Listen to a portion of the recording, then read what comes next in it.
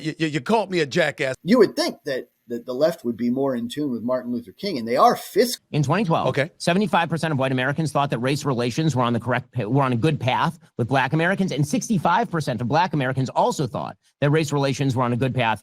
Hey, welcome back to Common Mansplaining. Eddie here. Guys, I got a fun one for you. I stumbled across this debate between Stephen A. Smith and Ben Shapiro regarding Derek Chauvin, who is, of course, still serving a term of sentence for second-degree murder and second-degree manslaughter, third-degree manslaughter. He's got a lot of different charges with association to him kneeling on the back of the neck of George Floyd back in the day. I think it was in 2021. It's been a minute, but yes. So as most of you remember, this was a huge scandal, rocked the nation. Everybody had put in their bid on what they thought had happened, and it turned into basically the next O.J. Simpson.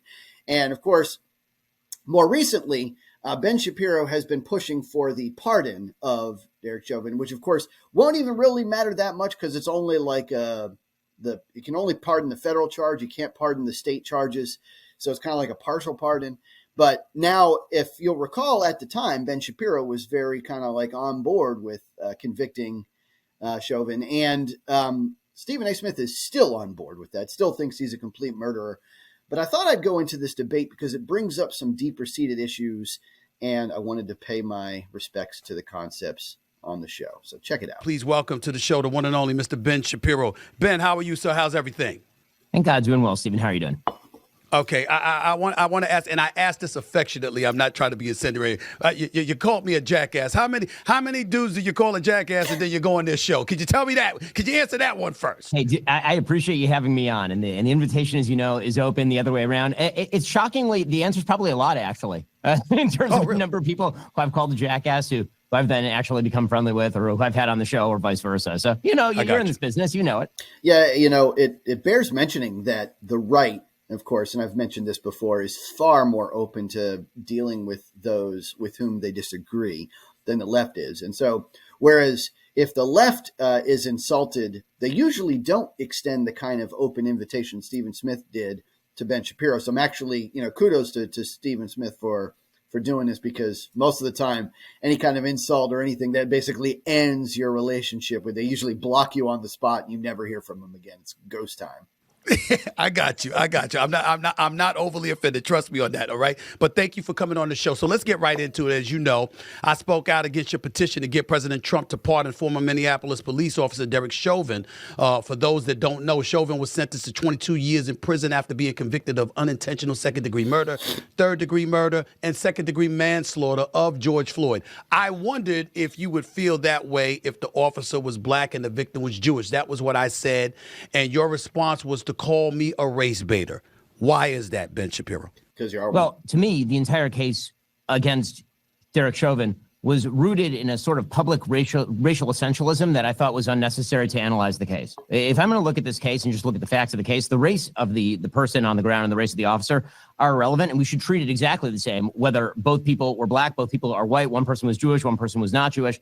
The identity of the person on the ground, I think, should not be the deciding factor in whether or not Derek Chauvin was convicted of second-degree murder. It should be the situation, the facts of the case, the autopsy report, and all of the rest. And so the thing that I actually objected to was the suggestion that my opinion would have changed, rooted in the, say, racial or religious identity of the person who died, as opposed to the racial or religious identity of the person who was the police officer. I just don't think that that's how we ought to decide criminal justice cases in general. In fairness to you, I can understand that in general. Damn it, in most instances, I can agree with that. But those are cases that we hear about. I'm talking about the visual impact. So let's stay right there, Ben. I am a black man, and I see this black man on the ground, face down, handcuffs behind him. Face is imprinted into the pavement. The knee of the police officer is on the back of his neck. He's literally saying he can't breathe, to one point crying for his mama. And it happens for over 9 minutes. I understand from a technical perspective, from a specific analytical perspective, forensic evidence, et cetera, fentanyl in the system, et cetera. I got all of that. My point is, and my question to you at that time was, Seeing that, how could you have another opinion? How could it be based on the preponderance of evidence that you threw into the fray in order to ask for this man to be pardoned? I'm just going by, like, there are certain things that you just see, and 1 + 1 = 2. So, I mean, Stephen, actually, if you go back to my tweets at the time, May 30th and June 1st, if you look at my tweets, I'm saying the same kind of things you're saying right now. I'm saying the same kind of things at that time that everybody else is saying, seeing the tape, because there's no way to look at the tape. I saw that. And not be sort of shocked by what you're seeing on the tape, obviously. And then I think that the mark of a reasonable person is to change your opinion as the evidence changes. A lot of evidence emerged between the time that the tape was released, that horrible 9-minute tape, and the time the conviction actually happened. I mean, there's a full trial, there were autopsy reports, there was witness evidence, there were other people whose testimony was taken, there were multiple medical specialists who were called. And so in looking at all of that, that's the way we're supposed to adjudicate whether or not a person deserves to spend 22 years in prison, not based simply on our immediate gut response to the tape.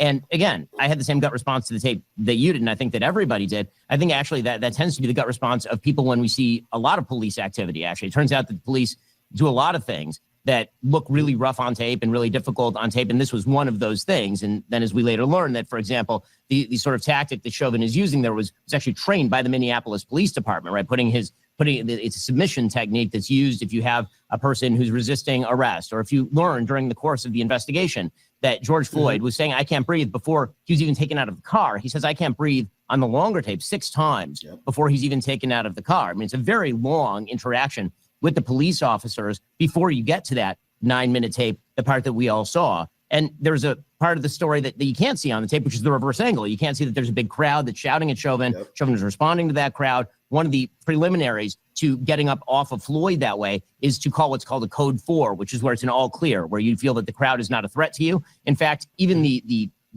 EMTs who showed up to provide care for Floyd didn't call a code 4 when they arrived on scene, because they thought that the crowd was too threatening. So once you take into account all of the facts, if your opinion doesn't change and the fact pattern is different from what you originally thought it was, then you're not doing your job as a commentator. So I can have the same gut response that you have when I first see that tape. The question is what you do when more of those facts emerge, when you do see more of that evidence emerge, when you do read the testimony and see the autopsies. Yeah, absolutely, guys. I was in the same camp as Ben, actually. When I first saw that tape, it's funny because we have all these different examples, and they're almost always colored by the perception of the media.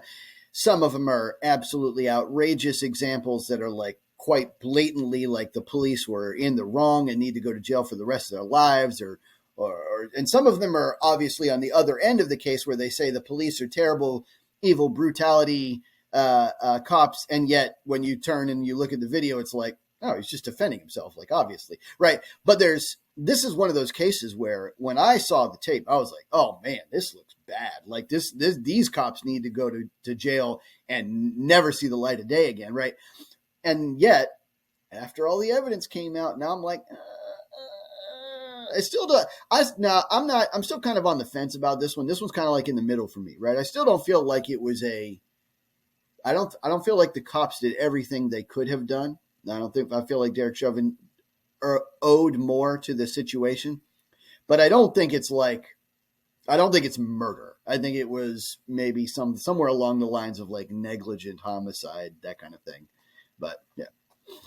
See, but I believe, and this is just my belief, because in fairness to you, you're absolutely right. You did put out that tweet initially, and your position was it was shared by the Hannitys of the world, the Mark Levins of the world, and various others, obviously with a lot of people on the left as well, before the preponderance of evidence that you're alluding to came into play. I get that. So in fairness to you, I have to say that. But sometimes I'm going to say this to you because you're a pretty brilliant dude. Nobody can deny it with what you've accomplished with the Daily Wire, what you've been able to do in your career. I'm just reading something. You were a syndicated columnist at the age of 17, for crying out loud. This is who you are. This is who I'm talking to here. Is it possible that sometimes we could be so brilliant that our intellect gets in the way of common sense? For example, what I mean by that is this, Ben. It was a knee on his neck for 9.5 minutes. If that didn't happen, is he still alive? I'm not talking about today because anything could have happened to you. I'm just saying the fact that Derek Chauvin's knee was on his neck, that to me should speak for itself, because if the man is clamoring for you to get off the back of his neck while you got him handcuffed into the ground, okay, why is it wrong for us to stop there and say, that was excessive on the part of the police officer because you had him contained. He wasn't a threat to you. What's wrong with that thinking? So one thing to note is that his knee wasn't on his neck for 9 minutes. As a matter of fact, it wasn't even on there very long at all. And if you go back and you look at all of the different angles of film available now, you'll see that a lot of the time the knee wasn't even on him at all. He was like kneeling next to him, right? And part of the time it was kneeling on his back. And part of the time, there's only like a small segment of time where he's actually kneeling on his neck, which is a subdual tactic. Not my favorite. And it was trained by the Minnesota Police Department. Again, not my favorite tactic. I think that they should retrain and go with different subdual techniques.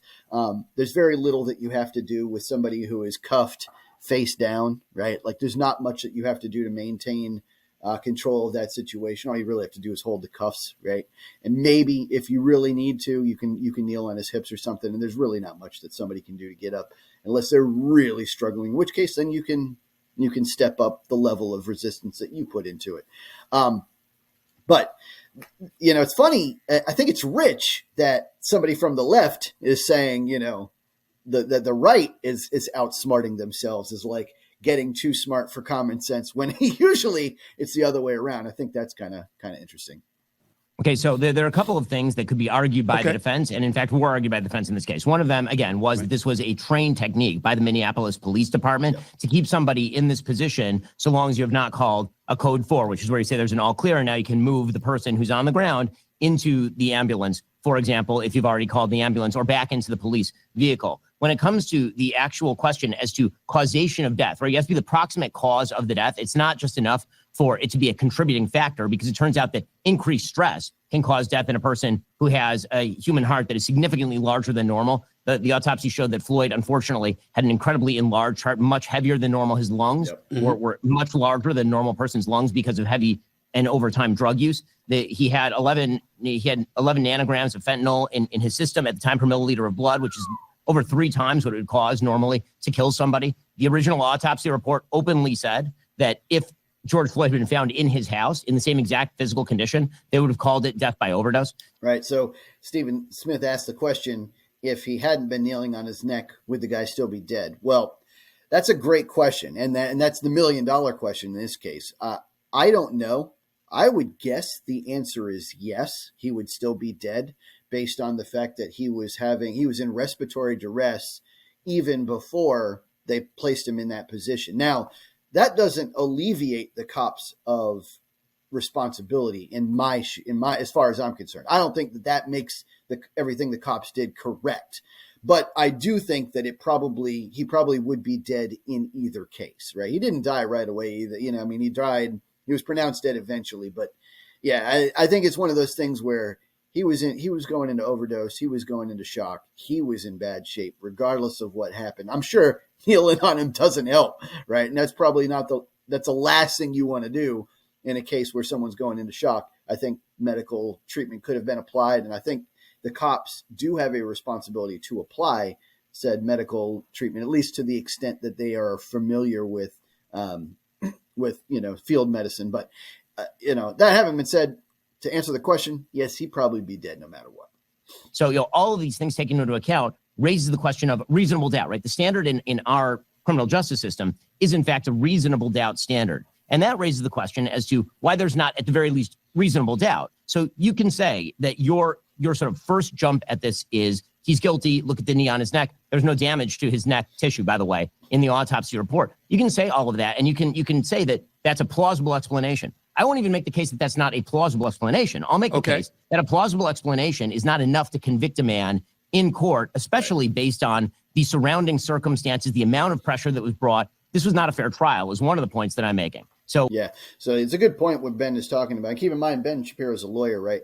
There could be, if for any given circumstance, there could be tons of plausible explanations, right? And it could be very, very true that one plausible explanation is murder, right? But that doesn't mean that you are guilty of murder. You're only guilty of murder if they show not just that it's a plausible explanation, but that it's the most plausible explanation. In fact, that it even goes further than that. It's not even just the most plausible. It has to be so plausible as to escape reasonable doubt, right? So it's like the burden of proof to be guilty, especially of murder, which requires like lots of points of evidence and stuff like that, very, very high.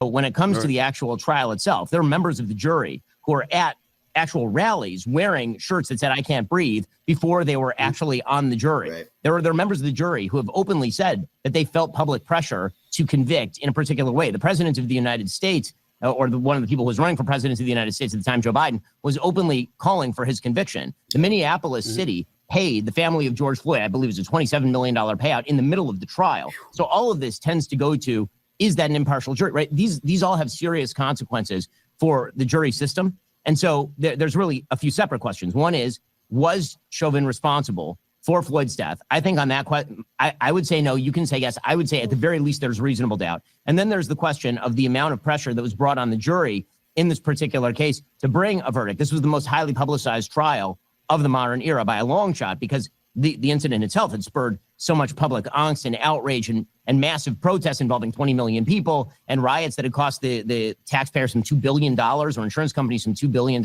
It was the most highly publicized trial probably since the OJ trial. Yep. And because of that amount of public pressure, did Chauvin receive a fair trial is obviously a very crucial question here. No, that's true. It is a crucial question. Now, whether or not he received a fair trial doesn't really, again, it doesn't alleviate the cop of responsibility. What they would usually do is just retry, right? Like if there's a situation where the jury's been predisposed toward a certain outcome where they shouldn't have been, where they shouldn't have had that kind of exposure, they should just redraft a jury and then start over.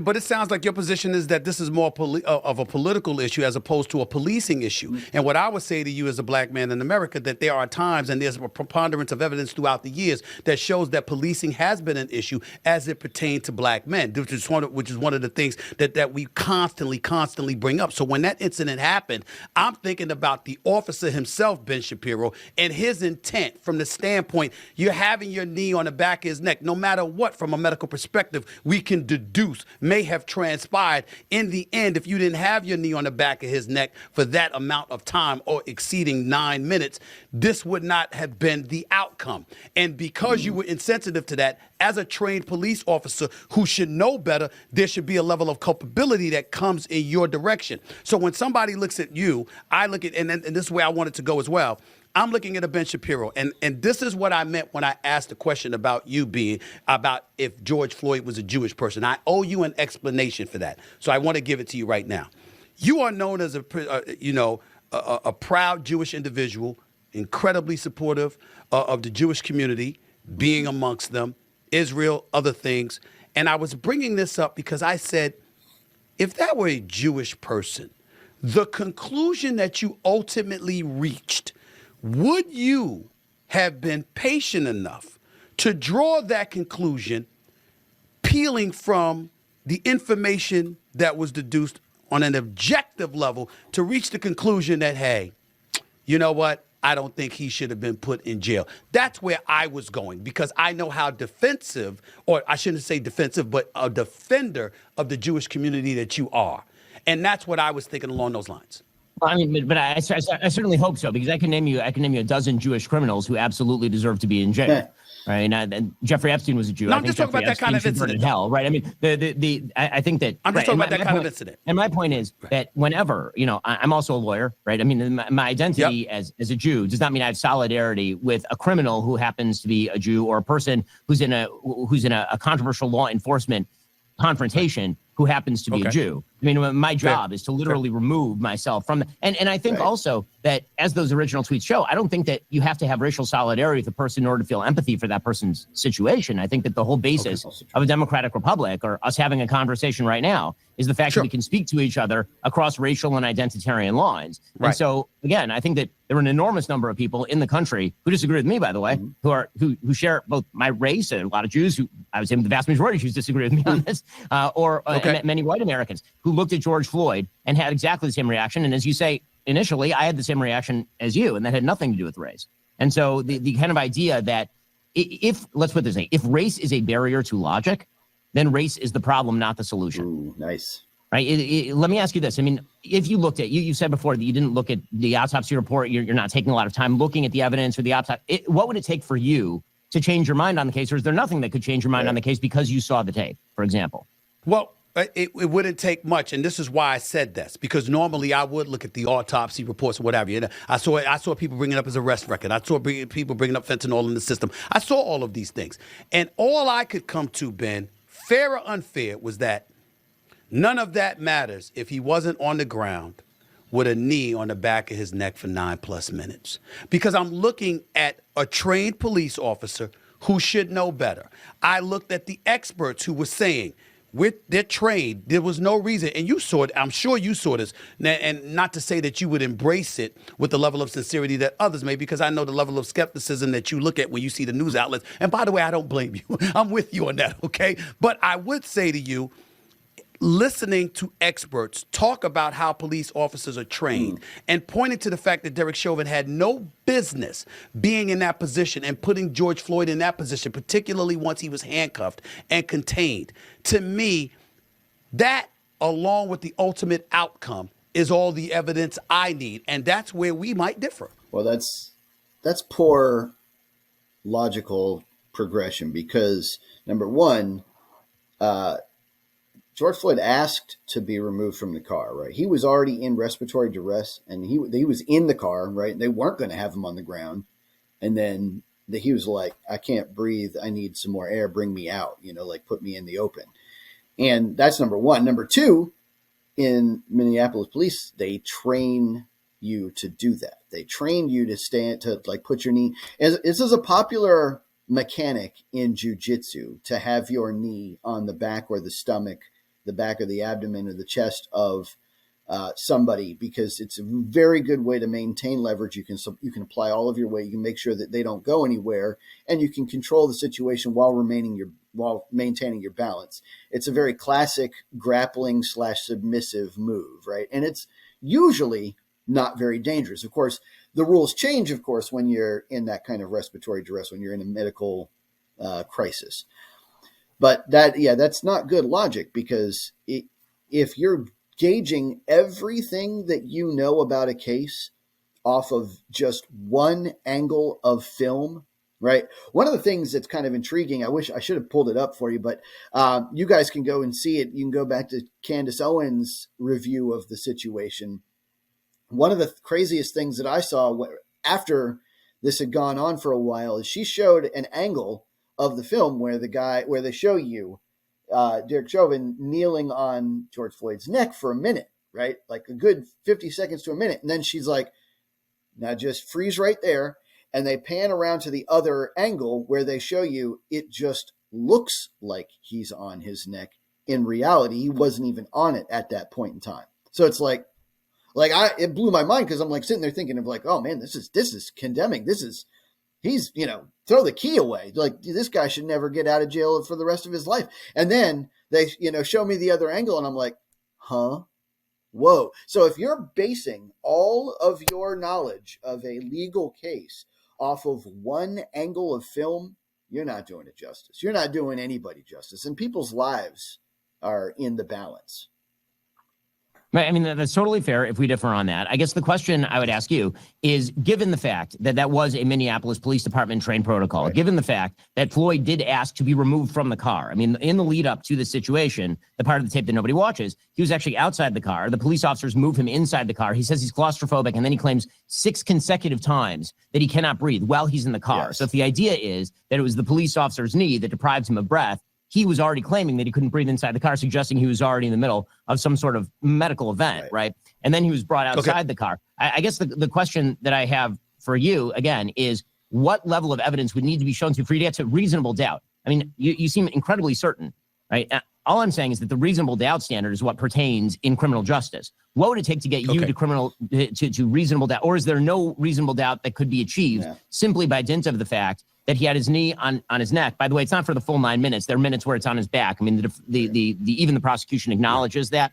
The real question is, I think, the last 50 seconds, right? The last 50 seconds of the tape where Floyd stops breathing and Chauvin's knee is still on his neck. That is really the question as to whether this goes into criminal charge territory. Otherwise, he ends up being in a position where he's actually just using typical subdual technique before you put the guy back in the car and you take him off to jail. And one thing I'll say about that real quick. Yeah. So this is where I stand. This is why I feel like Derek Chauvin still has some responsibility here and why I wouldn't let him off the hook so quickly is because that part is condemning. 50 seconds is a long time to be on somebody without any movement, without any kind of signs of life. Now, to be fair, it's very difficult when you're kneeling on somebody's back or their neck or anything, or even just in their vicinity while they're on the ground. It's very difficult to determine if someone's still breathing, right?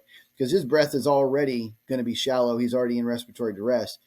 I don't know that I would be able to tell exactly. I couldn't pinpoint when somebody stops breathing. But that having been said, you see somebody stop moving for, 10, 15 seconds, I would be like, hey, you okay? Do we need to start, CPR or something? That's when I would start cranking things up. Now, the crowd around him that's screaming at him is an extra element to this thing this is not a case that I would want to sit in on. This is not a case that I would want to judge. It is very, very difficult for me to piece together true justice out of this case. But And I'm saying to answer your question, there's absolutely nothing that could convince me that Derek Chauvin deserved a different outcome because of what you just articulated, what we saw, even if it's for the last 50 seconds. I'm not changing my position. I understand where you're coming from. This is a real question. Do you think so? We've talked about race a little bit. Do you think that Chauvin was a racist? That this is a race-based crime, in your view? Do I believe that? Yes. I don't believe that based on anything about his history that they articulated because I know how people conjure up evidence to go at it. I do believe his actions indicated that. What? Because I didn't see him doing that with anybody else. And the times that we were living in and the climate, as you articulated accurately, I might add, the heightened level of sensitivity that it exists because of brutality on the part of some police officers. By the way, I never say police brutality because I don't like to castigate all police officers that way. I know if I'm in trouble, I'm calling 911. I'm not going to sit up there and denigrate police officers throughout this country. But there's rogues that exist in every profession. And I think there's rogues that exist with certain police officers. So to me, he came across as one. And that was my problem with it. Having said that, I want to get to something else because we're going to stay on this subject of race in this regard. When you saw the climate that exists, I understand you believe it was primarily instigated by the left. I want to know where you draw the line in the sand and in terms of veering away from the political and just looking at a case on its merit and saying, this is what I see. This is where I stand, completely devoid of politics. I'm not talking race, I'm talking politics, meaning this has nothing to do with politics. This is the climate that we're living in.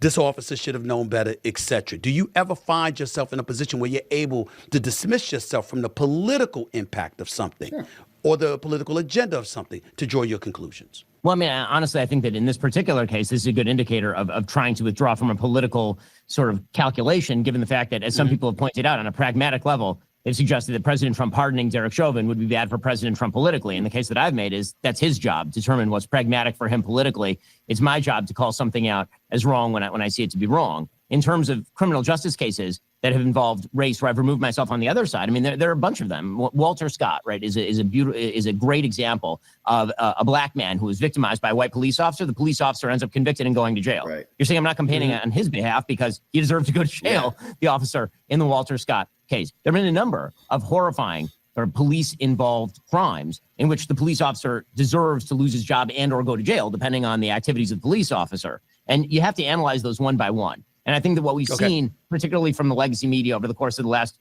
many years, is that the only types of stories that tend to break into the news are ones with a black victim and a white police officer. And the media immediately jump to a particular narrative conclusion on the basis of that. And even if the facts end up debunking that conclusion, that narrative continues to be maintained. I mean, a good example of this might be Michael Brown in Ferguson, Missouri, where the initial claim was that Michael Brown was shot in the back by a police officer in cold blood. And it turned out that every aspect of that story was false. And yet there are still people who will, sort of repeat the hands up, don't shoot lie that never happened. I mean, that literally never happened. And that was debunked by the Eric Holder Department of Justice, for example. So I think that we really do have to look at each one of these situations in isolation. We're talking about the life of a person. If you're talking about narrative, if you're talking about sort of generalized race in America, then I think that it's important to look at as much data as humanly possible. I'm a data-driven person, and so I'll look at everything from the studies of Roland Fryer over at Harvard University about police misconduct toward minorities And it ranges on the scale, by the way. What Roland Fryer's studies tend to show is that, for example, there's no disproportionate killing of black men by the police. There's disproportionate use of lower level uses of forces by police depending on the circumstance based on race. So that's something Roland Fryer has found at Harvard. Right? Like that's the sort of conversation that I think is useful and interesting. But I think that when it gets telescoped into one particular case, and then that case is used as sort of the meta narrative justifier, that's really negative, and that's really bad for the country. Because what we should be doing you want to lose trust in the criminal justice system overall, telegraph all race relations into the OJ case, the Michael Brown case, the Derek Chauvin case, the George Floyd case. If you take all of America's race relations and you sort of put it on the back of one particular fact pattern, usually the fact pattern is not capable of carrying that narrative burden. Yeah, not even close. But Ben, isn't that easy for us on the outside looking at data, looking at analytics to draw those conclusions, as opposed to us having a personal experience or a personal investment in it? Like, for example, when it comes to the Jewish community, I would never think for 1 second that I could fully grasp and inhale what you experience as a Jewish person in the United States of America, when we've seen heightened levels of anti-Semitism, for example, and people alluding to those kind of things. Well, I'm not a Jewish person, so I wouldn't know. What about the argument that when we talk about black folks, you can point to data all you want to, and we get that part, but the real experiences that we endure from time to time is not something that you can necessarily calculate. Yeah, I'm sorry. I really hate this argument, because I can tell you, guys, there is not a single person on earth that doesn't have what you call lived experience, right? Not a single person. There's not a single person on earth that hasn't had to face some sort of challenge, some sort of adversity, that hasn't met with like outrageous upsets and disappointment, that hasn't seen some depression from time to time, that hasn't had their highs and their lows. Not a single person. And that you can't organize policy around that. You can't organize, especially a legal case. Like, the facts of a legal case have to be without passion or prejudice. You have to just be able to be like, this is bing, bang, boom. And it doesn't matter how you feel in a situation. Now, it matters to you and to your personal livelihood, but for the sake of that case, for the facts of that case, it doesn't matter. Like, you can tell that Stephen A. Smith here is biased. You can tell that he is captured by his feelings, right? He saw this one angle of film. It felt bad. And based on just that one angle of film, not only has he determined that the guy is guilty, needs to go to jail for the rest of his life, he's also decided that the guy is racist without anything even alluding to race, right? Like, the first thing I'm thinking of when something like this happens is probably a mistake, like an error. The next thing I'm thinking when this happens is it's a personal relationship.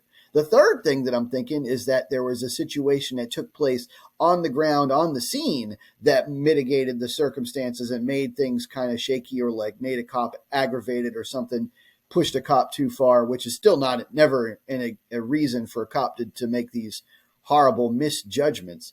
But those are the things I'm thinking. I don't get down to race until like 10th, 11th, 12th. And even then, right, it's like Ben Shapiro says, they're only showing you the narratives of the cases where it's a white officer, black guy victim, right? And there's definitely situations where they go the other way around, where there's a white guy and black cops, and or black guy, black cops, or white guy and white cops. This stuff happens all the time, but they only show you the ones that make it look like it's this huge racial tension, right? And based on that bias, there are a lot of people out there that immediately they jump to this conclusion, and that's unreasonable. You cannot use your preconceived bias and your like overarching bias based on your personal life experience. You can't use those to determine the facts of a case. The facts of the case determine the facts of the case. How serious do you take those assertions coming from a community, whether it's your own mind or anybody else's?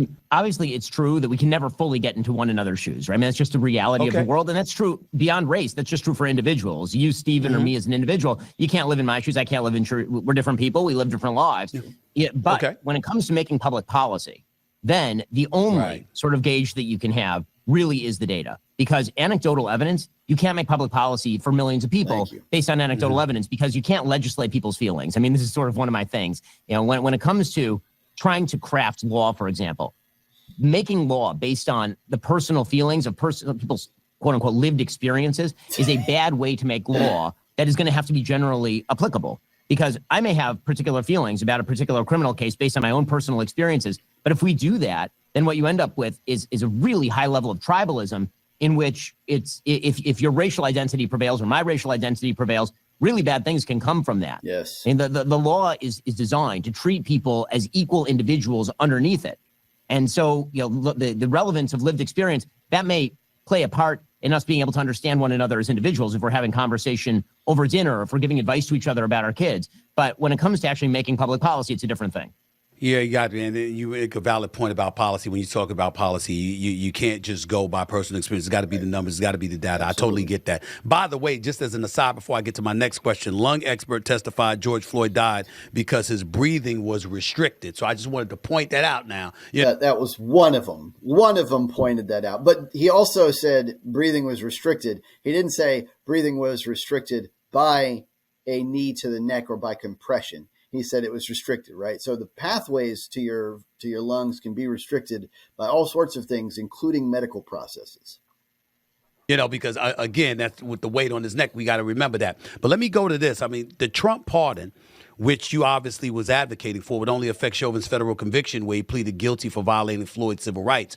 The pardon would have no bearing on his state sentence for second-degree and third-degree murder. Even if Minnesota Governor Tim Walz pardoned him, he'd remain in prison regardless of Trump's actions. Of all the things to ask President Trump to pardon, then, why this, Ben? Why this? So I've asked President Trump to do many, many things. This is certainly not the only thing that I'd like President Trump to do, ranging from tariff policy to foreign policy to tax policy. There are many things that I ask President Trump to do on a daily basis on the show. On this one, because I think that it was such a driver of a narrative that I actually do think is false and has been damaging in the United States, which is the idea that there is a tremendous amount of racial tension in America, and that's accelerated over the past couple of decades. I think that it's important to elevate individual justice above, again, that sort of group identity-based narrative for the sake of the body politic. The BLM movement of 2020 was, at the very least, incredibly divisive, and on a material level, incredibly damaging to the United States. And I think that one of the things that I'd like to get back to in the United States is a time when we actually had pretty good racial feelings about one another, and it wasn't all that long ago. I think that if you go back to the polling data, yes, if you go back between the black community and the Jewish community, sure, but the black community and white community?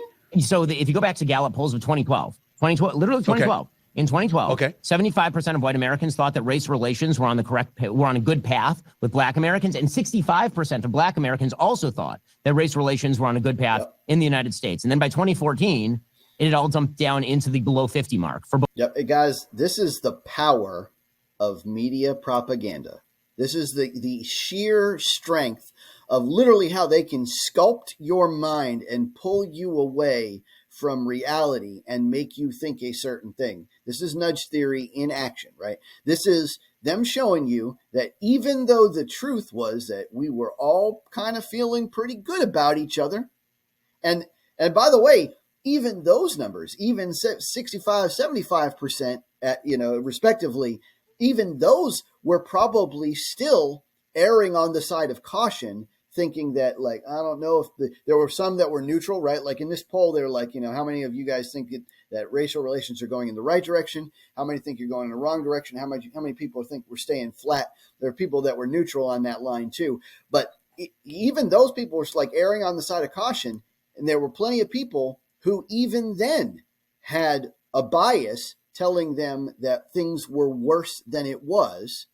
And, and that's even with that bias, they were still very, very positive. And yet today, now they're like, all of a sudden, it's like, we're like the worst racist country on earth. It's unbelievable. Like that people can get stuck in that mindset, right?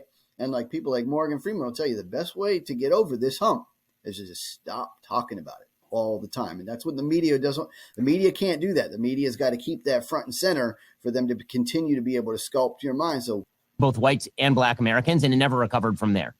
And one of the inciting events of that was, in fact, the riots in Ferguson and the sort of elevation of this narrative that America was deeply systemically racist in incurable ways, and that every inequality in American life could be chalked up to inequities that were buried in the founding of the country and this whole broader racial narrative, which I think, again, that the best way to get past a lot of these problems, honestly, is it sounds naive, but it isn't. It's just reality. Any group problems, the best way to get past a group problem, if you're an individual, is to talk with another individual and to treat another individual as an individual, as opposed to trying to reduce everything to group identity, which is the reason I think I objected so strongly when you started talking about racial identity with regard to this case, because my whole point was, when it comes to interpersonal situations, the best way to treat other human beings, of course, is not as a member of a race. The best way to treat them is as individuals. And of course, a race is a component of their identity, but you treat them as an individual regardless of what their race is. Yes. Yeah, but my pushback with you would be, Ben, I came at what you said, not at you. You see what I'm saying? Because there's a lot of things that you say and do that I don't disagree with. You know, I'm a centrist, and there's some things, well, damn it, when you make sense, you make sense, okay? We're having this discussion right here. I'm listening to some of your points. I'm like, he's making sense on something. I mean, I get it. I might disagree, but I can't refute where you're coming from. It makes a lot of sense. And what I would ask you before we go, because I know you got to get on out of here, and I can't thank you enough for your time. And again, I'm going to come on your show when you ask me to as well. I really, really appreciate it. I'm not going to run from it. But I got to ask you this. When you talk about just treating individuals as individuals, one could easily argue that Ben Shapiro, with over 7.2 million followers, by the way, on his YouTube show, okay, let's get that out the way with the Daily Wire and what you've been doing with that for years, folks are not necessarily treated as individuals. There is groupthink. There are, and I'm not talking about just you. I'm talking about all of us. I'm talking about all of us. I'm guilty of this. You're guilty. Everybody, in my estimation.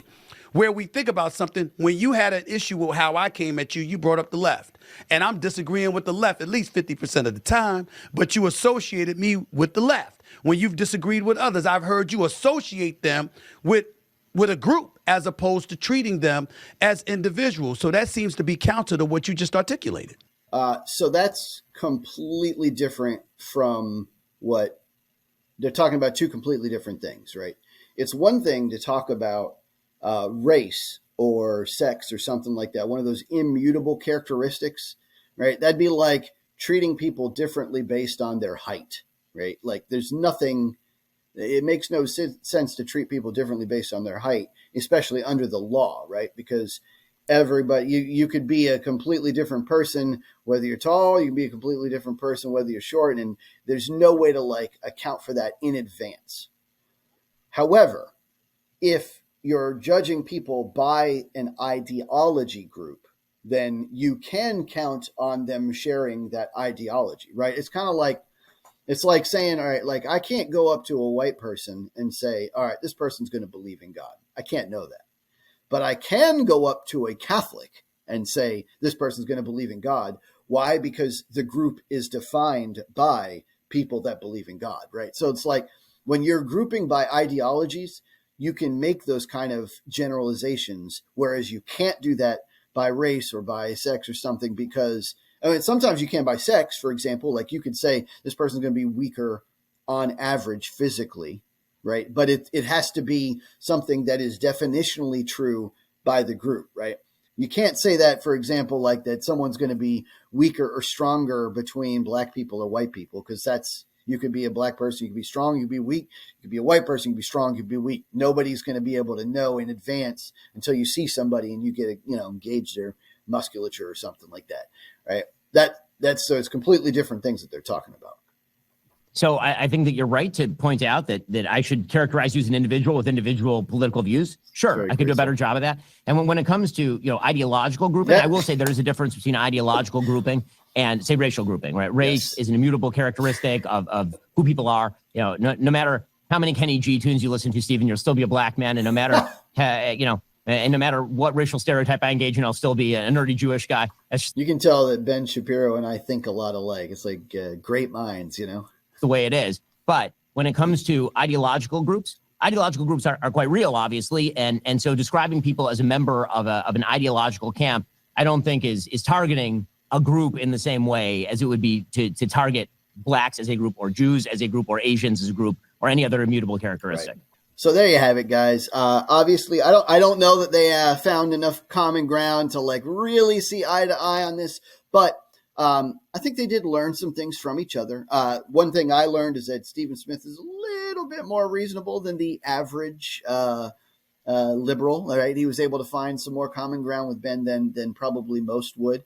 But he's definitely still biased, and there's definitely still some racial tension there. You could tell by the fact that Ben Shapiro was like, hey, look, yeah, racial tensions were great, like a decade ago. And, he didn't even notice, right? So you can tell that in the back of his mind, he's always thought that there's been this racial tension that hasn't really existed. But to be fair, in the left-wing news propaganda engine, like in that circle, if you're in that echo chamber, you're going to much more likely be exposed to that sort of ideology than in the right. In the right, they've been pushing the ideology that, we should all be colorblind, ever since Martin Luther King. Like, it's crazy that you would think that the left would be more in tune with Martin Luther King, and they are fiscally. Like, Martin Luther King is basically a socialist. But then when it comes to race relations, the left has gone in a completely different direction with critical race theory. And Martin Luther King was very, he's like, no, we should be colorblind. And so I don't know. It's kind of odd that they've headed in those divergent paths. But anyway, let me know what you guys think at home. Please please subscribe, share this with at least 50 of your closest friends, and I can help. We can finally get this channel off the ground. I need all the help I can get, guys. It was great. Catch you next time on Common Mansplaining.